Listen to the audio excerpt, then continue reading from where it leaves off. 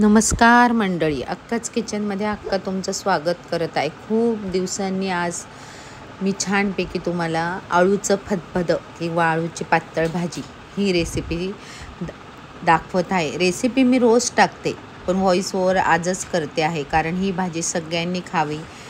जेवणाच्या पंक्तीत पण असते आणि खायला खूप छान लागते. मस्त आळूचे पानं आमच्या परसबागेतच आहे, तिथून छानपैकी तोडले, धुवून घेतले, कापले, कुकरमध्ये छान शिजवून घेतले.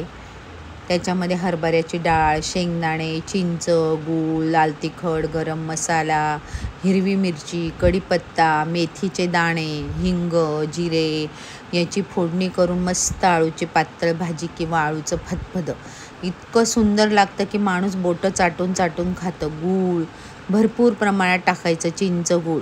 आमचे पानं खाजरे नाही, पण चवीसाठी आम्ही चिंच, गूळ टाकतो. खूप छान आहे, कोकणी पानं आहे आमच्या इथले. ही भाजी भाताबरोबर, पोळीबरोबर खूप छान लागते.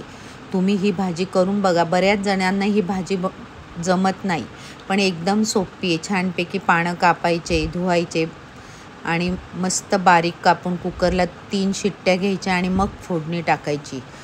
अशी मस्त तुम्ही ही रेसिपी करून बघा. मस्त लागते आळूची भाजी. मस्त खा, मस्त राहा. माझ्या चॅनलला लाईक करा, सबस्क्राईब करा, फॉलो करा आणि ही भाजी तुम्हाला कशी वाटली ती नक्की सांगा.